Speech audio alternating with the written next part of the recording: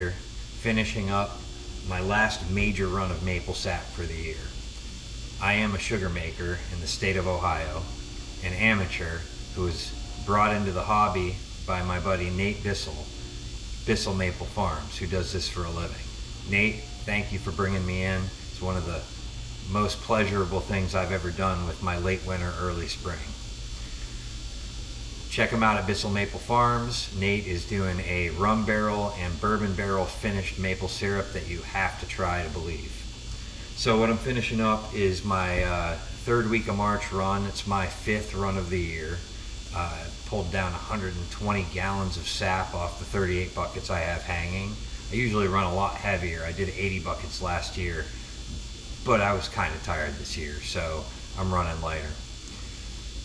Now I'm getting about a 38-to-1 ratio, which means that I'm going to collect 38 gallons of sap. I'm going to boil it down to 1 gallon of syrup. That's the finish. This particular run was about 120 gallons. I finished off yesterday 1 gallon of maple syrup, got it all bottled up. It's a nice, dark, robust, flavorful, buttery vanilla finish, and I'm super happy with it. I can't wait to put the rest of this in jars tonight. Now, the sap was boiled down in my homemade evaporator. Eric Stevenson, shout out for taking me to your resource pile and letting me discover those perfect fire bricks for this homemade hearth I built.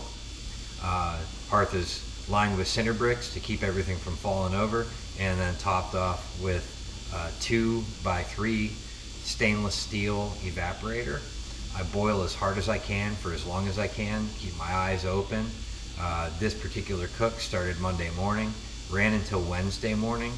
I let the fire cool down and drained it off Wednesday evening. So, thanks for joining me for the process. We're gonna hit the time warp here so that you can watch the entire finishing process. Magic temperature that we're looking for here is 219 degrees. Once we get to that point, I should be at about 66% sugar, and putting it into my ball mason jars. This maple syrup will keep for 50 or more years. Before I do get started on the process, I'm going to go ahead and show you what every sugar maker should have in their hands while they're finishing syrup.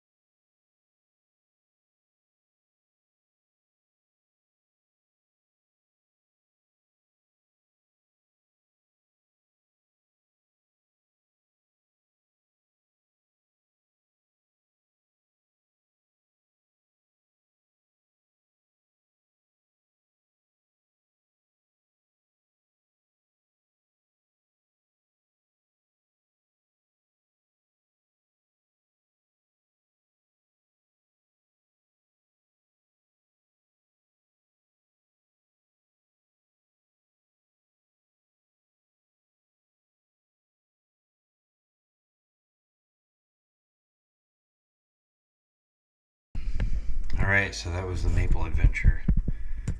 They're starting to pop. You might hear one while I'm talking to you. Boop. So, yeah, who knows?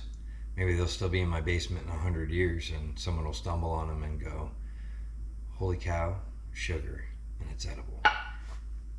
You saw me fill my personal stash toward the end here. Seriously, whiskey bottles, when you're making syrup and you're just keeping it for yourself or giving it to a family member, don't need it to last forever.